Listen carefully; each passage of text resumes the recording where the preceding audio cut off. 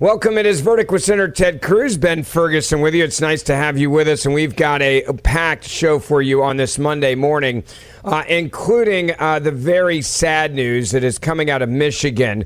An attack there on a church, a Michigan church shooting attack. The new numbers we have are 4 dead, 10 wounded as of when we are recording this. And Senator, it's just another tragic event we're witnessing. Well, unfortunately, this is a pattern we're seeing over and over again of violent murderers attacking churches, attacking Christian schools, targeting people of faith. In this case, it was the Church of Jesus Christ of Latter-day Saints, the Mormon Church in Grand Blanc Township, Michigan. A deranged man drove his truck through the front of the church while the church members were worshiping, opened fire, murdered, as you said, 4 dead, 10 injured as of right now, and also set the church on fire. All of us, I think, today saw the images of the church aflame, and at this point, we don't know the details. We don't know the motivations of why this deranged killer targeted this church, but we've seen so much hatred for people of faith, and I will say right now, my prayers, and I know yours too, Ben, are with all of those who are wounded, that they would reach a swift recovery. Our prayers are with the families of those who were murdered, and everyone in the LDS Church that is really just hurting right now at this persecution. It is another manifestation of the hate that we have seen day after day after day, and I very much pray our nation gets beyond this vicious hate. Yeah, no doubt. And I got to say, law enforcement did an unbelievable job of saving lives and showing up very quickly after this heinous attack began, and probably saved countless lives based on the number of people that were inside. And Senator, this just goes back to a really important point, that we have got to stop demonizing law enforcement in this country the way that Democrats have continued to do that. ICE agents is a great example of what we saw last week, because these men and women who put on a badge every day are willing to go into situations where they don't even know what's going on and save people's lives. They did it yet again in Michigan. Well, you're exactly right. And I will say in Michigan, law enforcement responded within minutes, came in and took out the shooter, and no doubt saved a lot of lives, including a lot of children. And later in the podcast, we're going to talk about the consistent pattern of rhetoric and demonizing law enforcement, demonizing ICE that we have seen from Democrats. And even in the face of these horrific murders, Democrats keep ratcheting up the rhetoric, and tragically that rhetoric is inviting violence. We're going to lay that out in detail. But before we do that, we're going to talk about the impending Schumer shutdown. We are 2 days away from the expiration of funding for the federal government. And I believe it is highly likely that Chuck Schumer and the Democrats will force a shutdown. This Sunday on the Sunday shows, the Democrats were out in force, all blaming the impending shutdown on Donald Trump, which is no surprise because in their world, everything is Donald Trump's fault. But we're going to break down, number one, why it is so likely that the Democrats are going to force the Schumer shutdown. But number two, what to expect. What does it mean? What are the consequences of a government shutdown if on midnight, September 30th, the Democrats block funding the government? We're going to explain it all to you on today's pod. All of you know that I am a pro-Second Amendment guy. I've shared on numerous occasions how carrying my firearms saved my life from a gang-related attack. But for those of you out there with family members who may not be comfortable having a gun by their side, you still want them to be able to protect themselves and others in times of danger. And that's where the Byrna launcher comes in. Byrna is a handheld pistol that fires both kinetic rounds and chemical irritants to separate you from an attacker. Byrna is a handheld pistol that fires both kinetic rounds and chemical irritants to separate you from the attacker. I'm here today with Josh Sherrard from Byrna to share the true story of how a California homeowner used a Byrna launcher to stop a home intruder. Josh, tell us what happened. You know, Bob Brayton was one of the earliest adopters of Byrna back when we first started. He lived in California in a residential suburb of L.A. that was pretty prone to a lot of vagrancy, a lot of homeless walking up and down the street.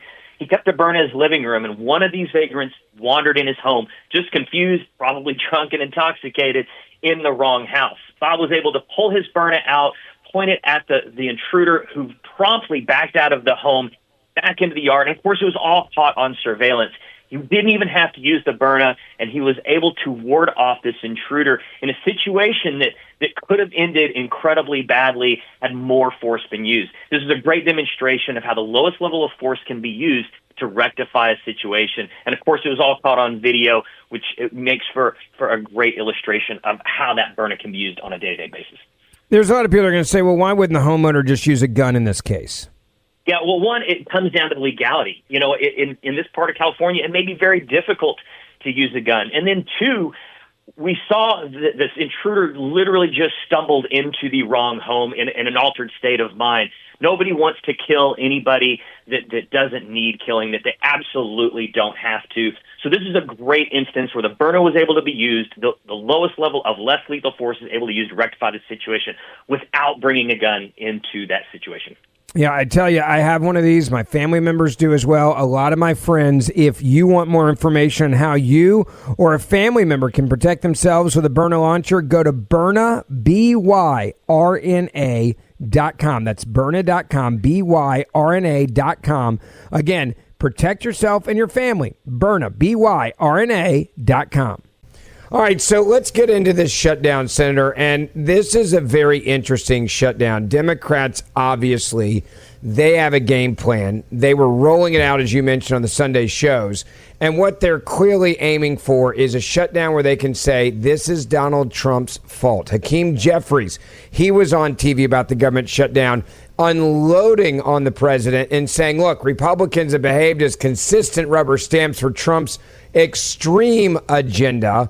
And so, therefore, there has to be some accountability for that. So this is a shutdown they're going to cause, even though, as you mentioned, it's clearly a Democratic shutdown if it happens. Well, let me explain what a shutdown is and why this is relevant. So the way the federal government works is the executive branch cannot spend money unless Congress has appropriated that money. That's how the Constitution works, that Congress has to appropriate money in order for the executive to make an expenditure of taxpayer funds. And typically those appropriations are for a period of time. The fiscal year of the federal government runs from October 1st to September 30th. So at midnight on September 30th, the existing funding for the federal government will expire. In order to continue funding, Congress has to act. Now, the House has passed a continuing resolution. It's also called a CR. A continuing resolution essentially says nothing changes, and the House's continuing resolution funds the government until the middle of November. It changes no policy. It does nothing. It just says everything that's happening now, let's keep it going for a couple of months. The House has passed it. It is now in the Senate. In order for legislation to pass the Senate, it takes 60 votes. That's the ordinary filibuster rule. A week ago, we took up the House's clean CR. There's no riders, no attachments, nothing on it. It's just a clean, let's keep the government open. And the Democrats voted party line against it. Now, we cannot pass funding for the government in the Senate unless at least 7 Democrats vote for it. We have 53 Republicans. We need 60. That means if 7 Democrats won't vote with us, nothing passes the Senate. And a week ago, the Democrats all lined up party line. They are projecting right now, we're going to vote this week again on a clean CR. And mind you, this is not a Republican piece of legislation with some major Republican priority. I'd love to see some Republican priorities in there, but this is not. This is simply, let's keep the lights on. Let's keep the government open. And the Democrats are lining up to say no. Now, let me tell you why the Democrats are, I think, very likely going to force a shutdown. Because several months ago, when we had the last battle over government funding, Chuck Schumer agreed to keep the government open. And the left wing of his party lost their mind. AOC and all of the woke radicals, the socialists, got furious with Chuck Schumer. Chuck Schumer's favorabilities plummeted, and I've got to tell you, Chuck is terrified of being primaried by AOC. His job is in real jeopardy. And so I believe Schumer's made a decision. He's going to shut the government down because that's the way he proves to the crazies in his party that he is a ferocious warrior. Now let me give you some quotes from multiple Democrats about government shutdowns. And the only thing that was different on this is at the time of the quotes, you had a Democrat in the White House. So here's what Chuck Schumer said in January of 2024. Quote, passing a clean CR this week is important for two main reasons. First, passing the CR, of course, will avert a harmful and unnecessary government shutdown. No reasonable member on either side, Democrat or Republican, wants a government shutdown. How about Chris Murphy, one of the biggest radicals in the Senate? In September of 2013, here's what he said, quote, there is a time and place to debate health care, just like there is a time and place to debate energy policy and immigration and education, but not when the funding of the federal government and all the lives are impacted by it hang in the balance. How about Elizabeth Warren, same time, September 2013? The least we can do, the bare minimum that we can do, would be to pass a continuing resolution to keep the doors open and the lights on. Threatening a shutdown is the last resort for those who can't otherwise win their fights through elections, can't win their fights in Congress, can't win their fights for the presidency, and can't win their fights in courts. Here's what Brian Schatz said in September of 2023. I've seen the same thing over and over again. Shutdowns don't work. The government eventually reopens, and neither side has accomplished a single thing. No one wins, but Americans have a lot to lose. Senator Mark Warner, September of 2024. That's a year ago. Government shutdowns unleash chaos on federal workers, delay pay for service members, and weaken our position on the global stage. Bernie Sanders, in January of 2018. Shutting down the government is a serious and dangerous action. That's a terrible Bernie Sanders impersonation. Sorry about that. That we must do everything possible to prevent. Shutting down the government would impact tens of millions of our fellow Americans who would be unable to access government services. It would severely impact federal employees who would not get the paychecks they expected. It would also have a very significant impact on our armed forces. In other words, we must do everything that we can to prevent a government shutdown. Senator Mark Kelly, a supposed moderate from Maryland, September of 2023, quote, a government shutdown would have serious impacts. Service members won't get their paychecks. Airports could have major delays. Nutrition assistance for children could be cut off. We can't let any of that happen. Congress needs to work together to prevent a shutdown. I literally have 20 more of these quotes. Senator Tim Kaine, January 2019. I'm a senator from Virginia. Some of the hardest effects of a shutdown would be seen in my state. Well, you know what? Every one of these guys, I think it is very likely, they're going to vote in the next 48 hours to shut the government down. And it's not because they think a government shutdown is a good idea. It's because their base just hates Trump, and they want to have a primal scream. And so I think the odds are very high. The Schumer shutdown will happen because he will force the Democrats all to vote to shut the government down. When you talk about this vote and when this goes down, what's the time frame? And then how does he come out of this? Is it just a few days, you think? Is this one of those that could turn into weeks that we've seen in the past? Or is it just, hey, I did it, therefore I really am a radical Democrat, so therefore you should keep voting for me instead of AOC? Yeah, look, I think there's a chance this extends to weeks. Now let me explain what a shutdown means. A government shutdown doesn't shut down every function of government. So the basic principle is essential functions continue even when government funding has expired. So what does that mean? The military continues to serve and protect this nation. Law enforcement continues to serve. Border Patrol continues to serve. FBI agents continue to serve. Anyone who is essential for the public safety continues to serve. Air traffic controllers continue to serve. The Coast Guard continues to serve. Throughout the government, what happens agency by agency is the agency heads have to designate employees who are, quote, essential and employees who are, quote, non-essential. And the non-essential workers stay home. They stay home. They're not paid. The government paychecks stop. Now, typically, after a shutdown, and shutdowns can extend weeks or even longer, typically at the end of the shutdown, the workers all come back, and they're paid back pay. So it actually costs the federal government a lot of money and a lot of functions that are non-essential. So one of the classic areas that will be shut down if Schumer forces the Schumer shutdown will be national parks. So I will say, if you were planning this weekend to take your family to a national park, if you're going to Yellowstone, I would watch the news very closely, because if the Schumer shutdown happens, Yellowstone Park will be closed. If you're planning to bring your family to D.C. to go to the Smithsonian museums will be closed if the Democrats force a shutdown. That being said, I will tell you something that has changed the terrain very significantly. So last week, Russ Vought, who is the head of OMB, the Office of Management and Budget, put out a memo to federal agencies and said, I want you to lay out a plan, if the Democrats force a shutdown, to terminate workers who are working, government workers who are working in areas that are not consistent with the president's agenda and the priorities of this administration. I got to tell you, I feel a little bit like Brer Rabbit. Throw me in that briar patch. I think if Schumer and the Democrats force a shutdown, we're going to see the Trump administration give pink slips, not furloughs, but terminate workers, and in particular terminate workers in government agencies that are critical to Democrat priorities. So you could see workers in the EPA being terminated. You can see workers in the Department of Labor being terminated. You could see workers in the IRS being terminated, and not just furloughed for a few days, but handed a pink slip, given a reduction in force, saying your services are no longer required. And I will tell you, if that happens this week, we will hear a collective howl of agony from Democrats. And I'm willing to bet.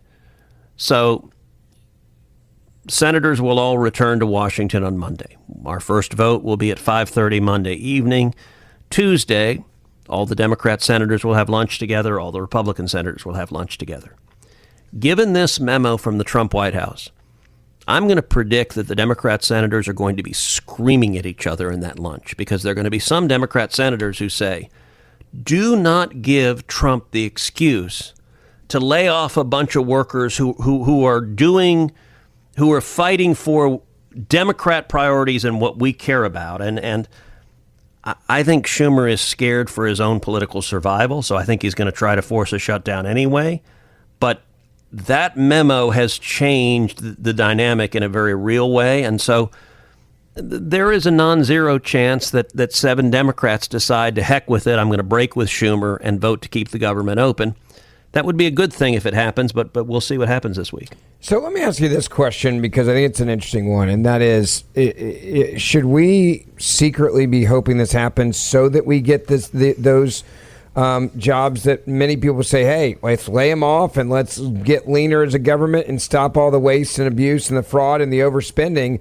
This would be in that kind of Doge mentality, or is that a cautionary tale of like, hey, you may think this is great, but it's really not? Yeah, look, I think that could end up being a very good outcome. If the Democrats force this, it would be worthwhile for them to feel a very real consequence in terms of their constituencies who fund their endeavors losing the ability to promote their priorities. And listen, within the federal government, within the deep state, there are a great many bureaucrats who are left-wing bureaucrats who are fighting for the teachers' unions, who are fighting for the radical environmental groups. And it would be good for America for anyone that is actively undermining the country, actively undermining jobs, actively undermining the ability of kids to get a good education. It'd be good for America for those folks to be terminated. And I do think if the Democrats force a shutdown, that President Trump will view that as all the justification he needs to make permanent reductions in force, which could be a very good outcome. I think what will happen then is the Democrats will cave and the government will be funded. And if the government shuts down for a few days because the Democrats want to have a temper tantrum, at the end of the day, the consequences of that are not enormous. They're going to blink. They're going to give in because simply keeping the lights on, at the end of the day, they don't have an argument against that. So, well, final question on this, and that is, if this does extend and everything happens and the shutdown the way that you described it and what this really looks like, At what point does this hurt the Democrats? Like, is it weeks or months in? I mean, we've seen longer shutdowns. It does seem that shutdowns now are just automatically taking a little bit longer. So, look, in the first Trump administration, we had a lengthy Schumer shutdown. And at the time of the Schumer shutdown in the first Trump administration, the federal government had funded the military, had passed funding for the military, and so our active duty military, soldiers, sailors, airmen, and Marines, were getting their paychecks. But unfortunately, we had not funded the Coast Guard, and the Coast Guard is funded in a different title than the remainder of the military, and so I went to the Senate floor and fought to fund our Coast Guardsmen. Our Coast Guardsmen are often left out. And by the way, the Coast Guardsmen were going to work. They were protecting our border. They were rescuing people in distress.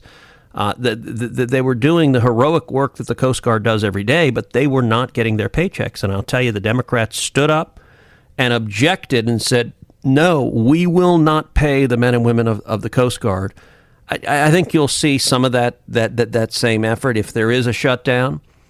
You can anticipate that multiple Republicans, myself included, will go to the Senate floor and try to fund individual portions of the government. Say, okay, Chuck Schumer, you want to shut the government down. How about the Coast Guard? Will you pay for them? And the Democrats will probably object. How about NIH, the National Institutes for Health? Do you want to fund them? Do you want to do cancer research, or do you want to shut that down? And my prediction is the Democrats will object over and over and over again to each of these individual funding efforts.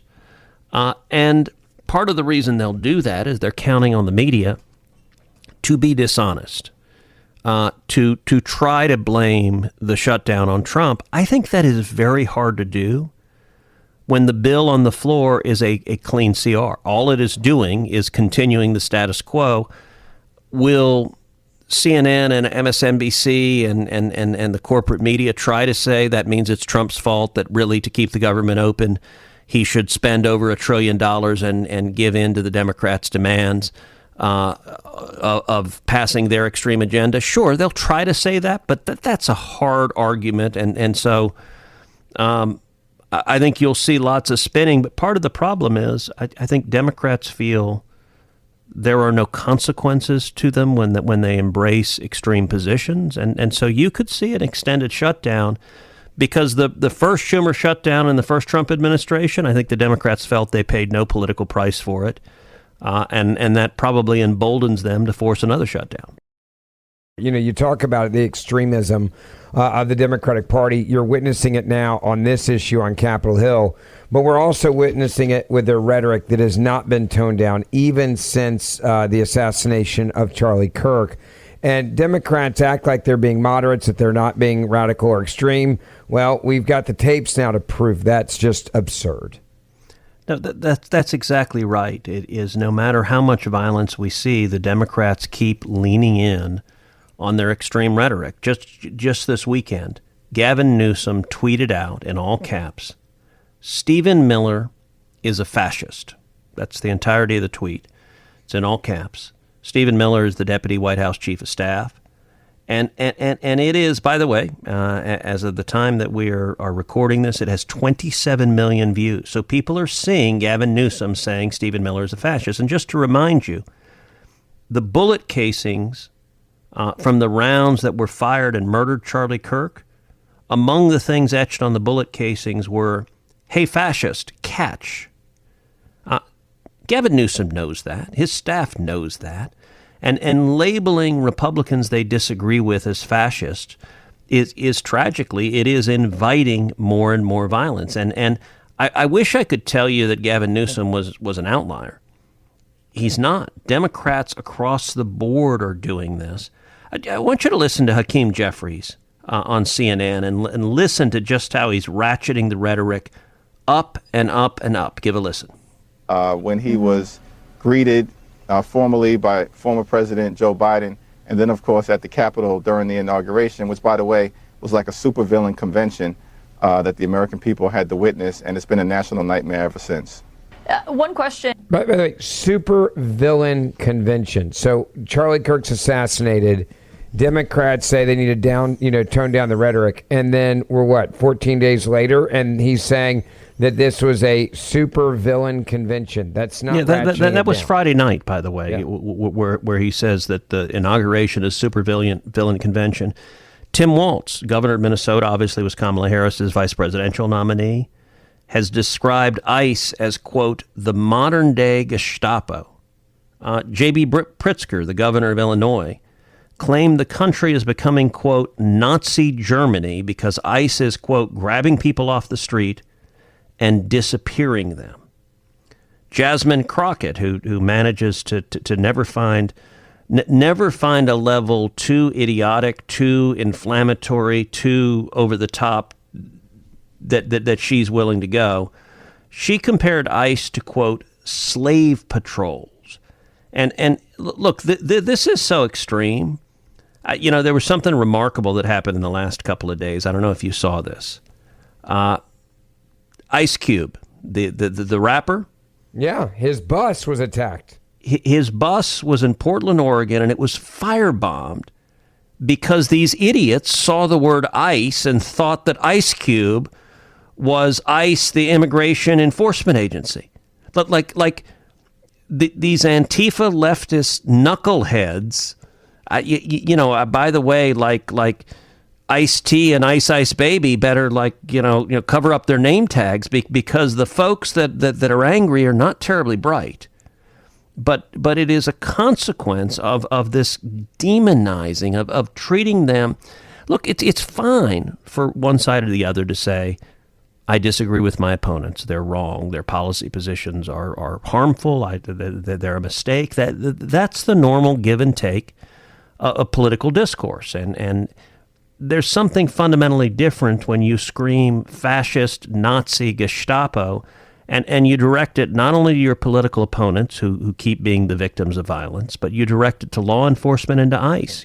I was just in Dallas at the ICE facility where another deranged shooter unloaded on an ICE facility. And it seems no matter how bad it gets, the Democrats keep it up. We put together a montage. I want you to listen. I'm going to apologize for this.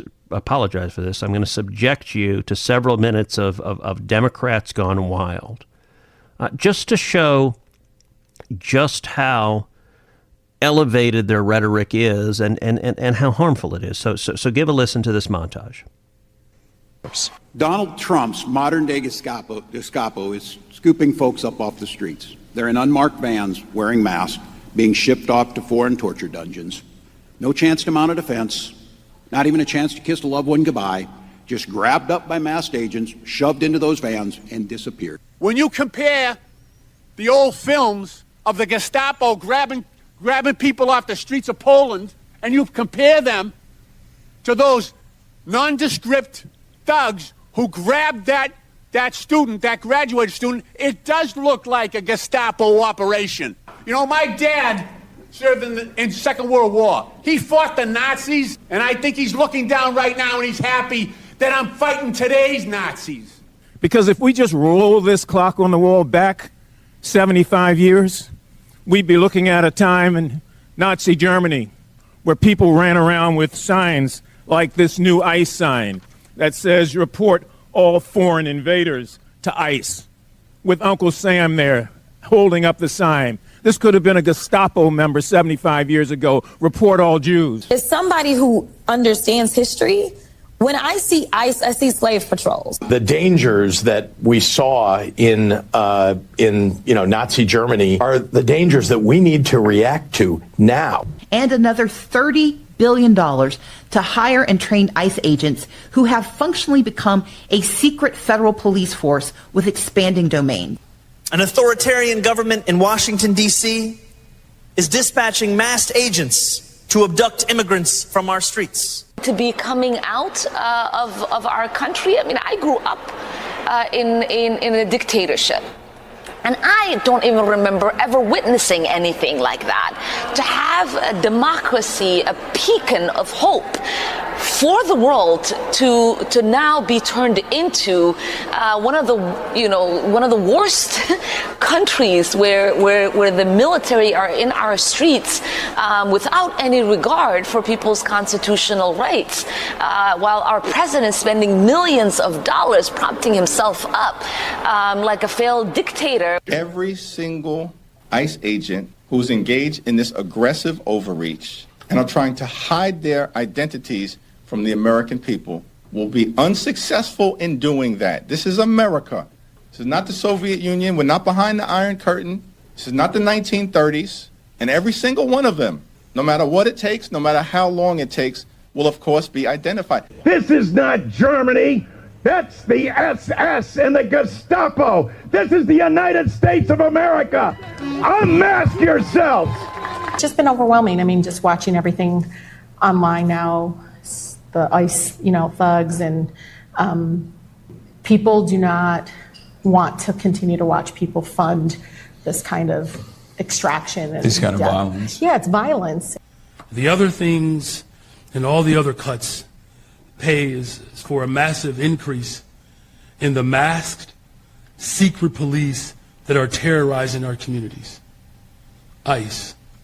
This is despicable. It's un-American. I called ICE the modern-day Gestapo a few months ago, and some people thought that was going too far, thought that was too extreme, got angry at me for saying that. Well, come on. That's literally what's going on. You have called to abolish ICE. How do we achieve a future that's post-ICE? Mm-hmm.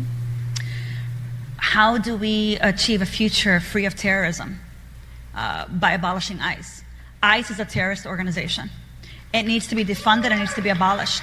We're seeing aggressive Gestapo-type tactics in people being approached on the street, in their home, at the clinic, at church, at all kinds of locations. That's why this morning on the House of the Floor, I warned the American people that this is looking like the American Gestapo in the making. I think we need to be really active at challenging what ICE is doing on every front we can.